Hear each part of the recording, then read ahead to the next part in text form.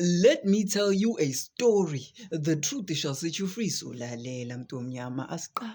Once upon a time, there was a mother, sizombiza ngoJenine. Understand ukuthi uJenine woke up in the morning, went to go prepare because she had to go to work. Immediately after finishing taking a bath, she saw ukuthi time is running out, and then she quickly put on her makeup, she put on her clothes and prepared to go to work. But before she went out the door, she decided to go kiss her baby boy goodbye.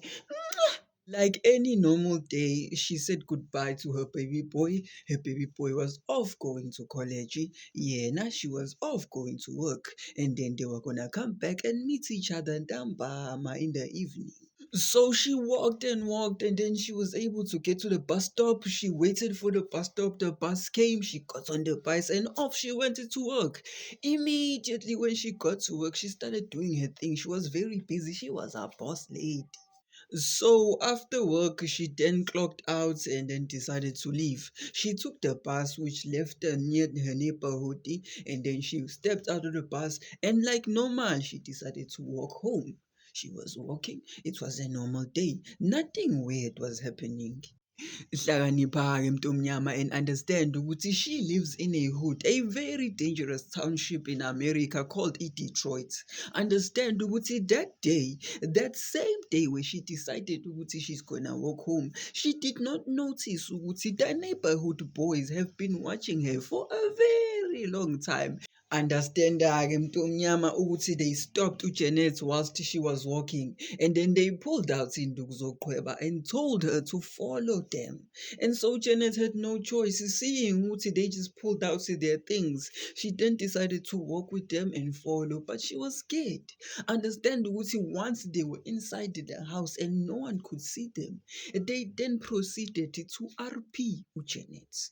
Yes. After they finished RPing her, they then proceeded to take all her valuables from her bag and keep it from themselves. But they did not stop there. Understand ukuthi after they finished all of that, those group of friends, they then decided to unalive uJanet. Janet, and then they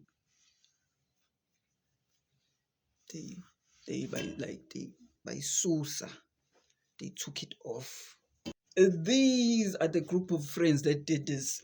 Naba. Understand ukuthi this story doesn't end there. It gets deeper. And this is baby boy igama lakhe I don't know asitshelwanga lona kwi-case, but understand ukuthi immediately when he got the call from amaphoyisa saying something happened to his mother, he then went to the scene and saw ukuthi kwenzekeni. He was then told ukuthi what also happened with the RP, and then he saw ikhanda, the head. Yes, after that I don't know, something clicked engqondweni yakhe. Something happened after that. And then immediately wahamba wayobuza around in the neighborhood. He asked the streets ukuthi ubani owenze lento kumawakhe. Once uDarrell heard ukuthi they were the ones who did this to umawakhe, he immediately angazi, I don't know what happened, but understand ukuthi he hunted them down bonke one by one, and within a month wabaqeda bonke, all of them. So right now there's an ongoing case because Freeman, I don't know his name, unalived abantu 15 within a space of 1 month. Bonke gone.